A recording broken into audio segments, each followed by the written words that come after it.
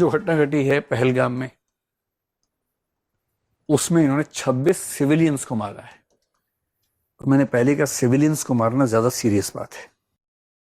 सेना पैरामिलिट्री के बीच में झड़प होती है, वो बुरी बात है, लेकिन वो होता है, देशों के बीच में कभी कभी होता है। सिविलियंस को मारना ये बदतमीजी है। तो सीधी सी बात है कि इस पर एक्शन तो होना ही चाहिए था, और ये एक्सपेक्टेड था कि एक्शन थोड़ा ज्यादा बड़ा होना चाहिए। सरकार ने एक बार भी नहीं कहा कि हम युद्ध करने वाले हैं। वो तो लोग पबजी खेल रहे थे, उनको लगा कि हो ही जाए, मजा आ रहा है, थोड़ा और बढ़ाओ ना, ठीक माहौल बन रहा है अभी। इस बार 14 दिन लिए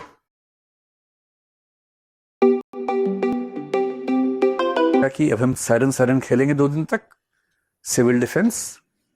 पाकिस्तान ने सोचा अच्छा सिविल डिफेंस अभी छुट्टी है हमारी, और उसी रात को अचानक कांड कर दिया। 7 मई की सुबह यानी कि 6 मई की रात को पहली बार LOC के नजदीक एक कैंप, दूसरी बार पाकिस्तान के अंदर 50 किलोमीटर दूर एक कैंप, इस बार 9 कैंप, जिनमें से कुछ POK में, कुछ पाकिस्तान के पंजाब में। और पंजाब में भी एक जगह नहीं, बहावलपुर में भी, मुरीदके में भी, और POK में भी एक जगह नहीं, मुजफ्फराबाद में भी, सियालकोट में भी, 9 जगहों पर एक साथ। और रोचक बात क्या है, इस बार विमान पाकिस्तान के अंदर नहीं गए, भारत की सीमा में रह के मारा है। आप मिलिट्री एडवांसमेंट समझ पा रहे हैं इसके पीछे, जिसको आजकल हम बोलते हैं AI ड्रिवन जो वॉरफेयर है। मिसाइल्स हम छोड़ रहे हैं यहां से, जो 50, 80, 100 किलोमीटर दूर जाके मार रही हैं, एक बड़े इलाके के बीच में ठीक उसी घर पे मार रही हैं जहां हमें मारना है। और इसके लिए हमें भारत की सीमा से बाहर निकलने की जरूरत भी नहीं पड़ रही। इसको कहते हैं अपनी मिलिट्री की डिफेंस टेक को प्रदर्शित करना, कि हम कितने प्रिसाइज अटैक कर सकते हैं। आपको मारने के लिए हमें अपनी सीमा से बाहर नहीं निकलना है। अब वो 2019 की बात थी, अब 25 चल रहा है। 25 में आपको मारने के लिए अपने घर के अंदर से मार देंगे हम आपको, बहुत दूर नहीं जाना है। और एकदम एग्जैक्ट उस लोकेशन पे अटैक। सरकार का कहना है कि 100 से ऊपर आतंकवादी मरे हैं। मैं तो चाहता हूं कि आतंकवादी कोई भी ना बचे, जितने भी मरे। और उसके तुरंत बाद हमारी स्टेटमेंट क्या आई, जो लोग कह रहे हैं, लोग भी इतने प्यारे हैं, पहले बोल रहे थे कि कब करोगे कब करोगे कब करोगे कब करोगे, 10 दिन हो गए, कब करोगे। जैसे ही हमला किया तो उसके बाद क्या है, डीएस्केलेट डीएस्केलेट डीएस्केलेट, थोड़ा और बढ़ा, से नो टू वॉर, से नो टू वॉर। एक ही इंसान तीनों टैग चला रहा था सोशल मीडिया पे। गिरगिट भी शर्मा जाएगी जब आप इस तरह से रंग बदलेंगे अपना। अरे भाई एक स्टैंड पे कायम रहो। सरकार का स्टैंड बड़ा क्लियर था डे 1 पे, 3 शब्दों का इस्तेमाल किया कि जो हमने अटैक्स किए हैं, नंबर 1 फोकस्ड हैं, मेजर्ड हैं। यानी एक तो हमने फोकस किया एग्जैक्टली कहाँ मारना है, कितना मारना है, उतना ही भेजा है बम। अगर 1.5 किलो बम चाहिए, 1.5 किलो ही भेजा है, एक्स्ट्रा नहीं भेजा है, मेजर करके भेजा है। और तीसरा शब्द क्या बोला, नॉन एस्केलेटरी। हमला करने के 10 मिनट के बाद ये स्टेटमेंट आ गई कि हमने focused, measured, non escalatory attack किया है। नॉन एस्केलेटरी का मतलब क्या होता है, बढ़ाना नहीं है। हमारा काम हो गया, आपने हमारे कुछ लोगों को मारा और हमने उन सारे आतंकवादी कैंपों पे हमला कर दिया, जो 100-150 लोग मरे होंगे, हमारा हिसाब बराबर हो गया फिलहाल। और हमने साथ में ये दिखा दिया कि हम आपके घर के अंदर एग्जैक्ट वहां हमला कर सकते हैं बिना अपना देश छोड़े। पिछली बार हमारा एक पायलट वहां गिर गया था, फिर उसको कूटनीति से, डिप्लोमेसी से हम लेके आ गए थे। इस बार तो वो नौबत ही नहीं है, क्योंकि वो जाएगा ही नहीं, उसको जरूरत है क्या उस चीज की।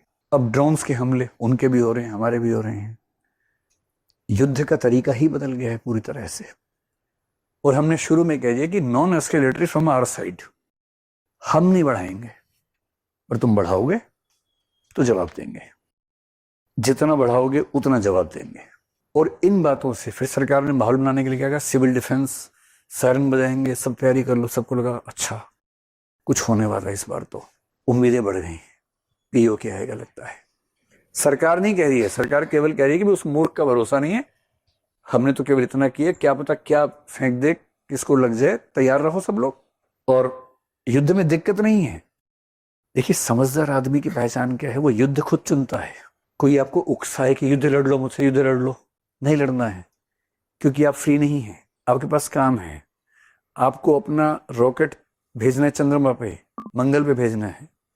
वो जो एक स्टेटमेंट बहुत प्रसिद्ध है, उनके झंडे पे चंद्रमा है, हमारा चंद्रमा पे झंडा है। तो ये अंतर ध्यान रखना ना हमें।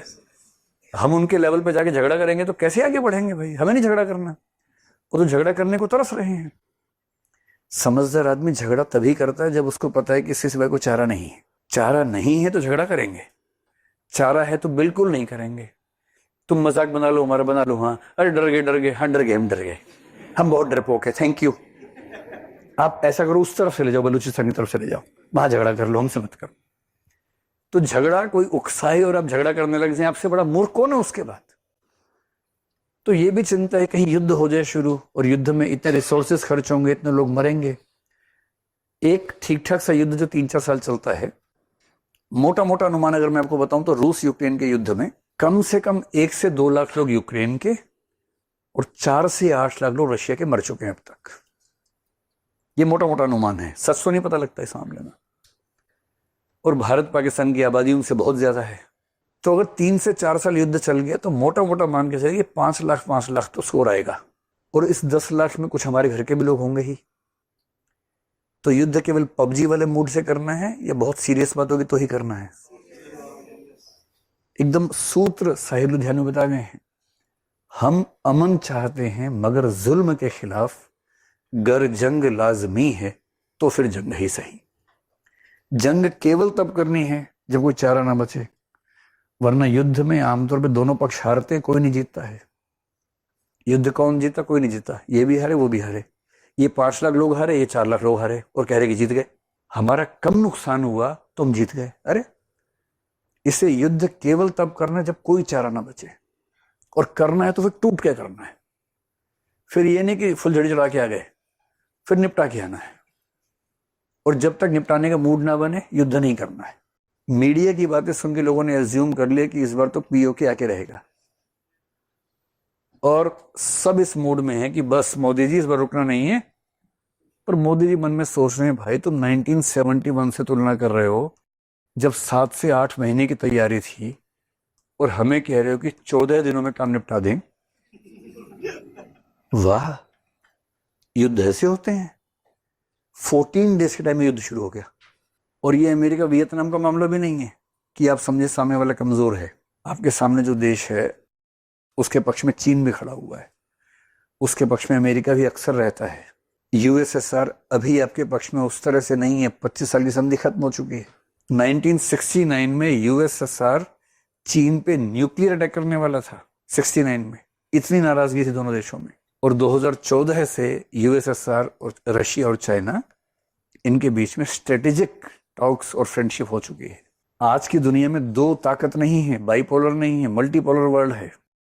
चीन अलग ताकत है, रशिया अलग ताकत है, अमेरिका अलग ताकत है, यूरोप में है, इजराइल एक ताकत है, भारत एक ताकत है। सबके सबके साथ संबंध अलग अलग है। पाकिस्तान के पास एक इक्का क्या है उसका, मैं मुस्लिम देश हूं, सारे मुस्लिम देश मेरे साथ होने चाहिए। बेशक ना हो, कम से कम एक बात कहने को तो है ही उसके पास। अमेरिका उसका साथ आमतौर पर देता है, इस बार भी हमने देखा दिया ही है। चाइना एकदम साथ में खड़ा हुआ है। रशिया और यूक्रेन के युद्ध में हमने रशिया का खुल के सपोर्ट नहीं किया, हमने बैलेंस बनाया। तो इस बार उसने बैलेंस बना लिया। अच्छी अच्छी बातें हमने की, उसने भी कर दी कि हाँ हाँ ध्यान से है ना, ज्यादा नहीं, साथ नहीं दिया। इजराइल ठीक ठाक साथ दे रहा है, पर उसकी उतनी जरूरत नहीं है, कितना वहां से क्या होगा। और यदि आप सोचते हैं कि पाकिस्तान छोटा सा देश है, हम मार देंगे, खाली कर देंगे, बर्बाद करके आ जाएंगे, दरअसल आप ये कह रहे हैं कि हम पाकिस्तान के साथ साथ चीन को भी और जरूरत पड़ी अमेरिका को भी मार देंगे। इतनी मासूमियत अच्छी नहीं है अंतर्राष्ट्रीय संबंधों में। इंटरनेशनल रिलेशंस में आपको 1000 तथ्य देखने पड़ते हैं, अपनी ताकत, सामने वाले की ताकत। और फिर अगर हम लड़ने लग गए, रूस यूक्रेन 3.5 साल से युद्ध खत्म नहीं कर पा रहे, अमेरिका वियतनाम 20 साल युद्ध चला था। और अगर भारत पाकिस्तान का युद्ध चलता रहे 5 साल 10 साल, इससे दुनिया में किसको क्या होगा पता नहीं, और सबसे भारी नुकसान हमारा ही होगा। क्यों? क्योंकि हमें वो पैसा खर्च करना था तकनीक में, शिक्षा में, स्वास्थ्य में, हर तरह के डेवलपमेंट में।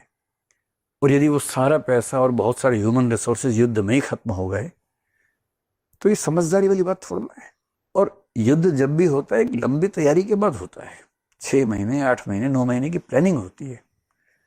इसलिए जो मैं आपको समझाना चाह रहा हूं, अगर आपके मन में भी ऐसा भाव है कि पता नहीं क्या हुआ, तो सीधी सी बात समझ लीजिए कि हमने इस ऑपरेशन में जो पर्पस रखा था हमने उसको हासिल कर लिया। हमारा क्या पर्पस था कि जहां से इनकी ट्रेनिंग हुई थी उस पर हमला करने, हमने कर दिया हमला। उसके अंदर जाके हमला किया, 9 स्थानों पे हमला किया, बहुत प्रिसाइज किया। हमारी मिलिट्री टेक्नोलॉजी कितनी बेहतर, सब कुछ दिख गया। हमने अपना एयर डिफेंस सिस्टम टेस्ट किए, जितने हमले हुए हमारे पास ड्रोन वगैरह के, उनके ड्रोन थोड़े सस्ते वाले हैं, जो एक आजकल टैक्टिक्स है युद्धों में कि शुरू में आप मिसाइल नहीं फेंकेंगे, सस्ते ड्रोन फेंकेंगे ताकि दुश्मन की एयर डिफेंस की जो लेवल है टेक्नोलॉजी का समझ में आ जाए आपको। उन्होंने वो फेंके, हमने सारे मार दिए। कुछ ड्रोन हमने फेंके होंगे, उन्होंने मार दिए होंगे। हमने उनके नूर खान एयरबेस को चोट पहुंचा दी, जो इंटरनेशनल आजकल दुनिया में बात मानी जा रही है, जो कि बड़ी बात है अगर हमने ऐसा कर दिया है तो। हम किसी भी रूप में उनसे पीछे नहीं है, हम ज्यादा हावी हैं। उन्होंने हमारे सिविलियंस पे, पुंछ पे हमला किया, जो नीचता का लक्षण है। हमने टारगेटेड अटैक्स किए आतंकवादी ठिकानों पे। हमारे पास वैसा ठिकाना शायद है नहीं, तो उनको लगा अब हम कहाँ मारे भाई, इनके पास आतंकवादी है ही नहीं। तो उन्होंने पुंछ पे, घरों पे, गुरुद्वारे पे लोगों को मारना शुरू कर दिया। 15 लोग वहां मार दिए। ये दुष्टता वाली बात है। जब आप सिविलियंस पे हमला करते हैं युद्ध के अंदर तो बुरी बात है। पर इसके बाद भी कुल मिला के इस वॉर की टेक्नोलॉजी में हम उनसे 21 ही हैं, इसमें मुझे कोई शंका नहीं है। जो मैं भारत और पाकिस्तान की सरकारें क्या बोल रही हैं उसकी बजाय जो इंटरनेशनल जर्नल्स में लोग बात कर रहे हैं उसकी बात कर रहा हूँ। ऊपर से टीवी चैनल्स प्राइवेट हैं, यहाँ भी है वहां भी है। टीवी चैनल्स में आपस में कंपटीशन है कि इस्लामाबाद जल्दी कौन लेके आएगा। वीडियो गेम के दृश्य हैं, वही दृश्य बड़े करके दिखा रहे हैं कि देखो कैसे मिसाइलें जा रही हैं। वीडियो गेम के क्लिप्स कहीं चला दिए, ऐसा बता रहे हैं कुछ लोग। तो पत्रकारों की पत्रकारिता के धर्म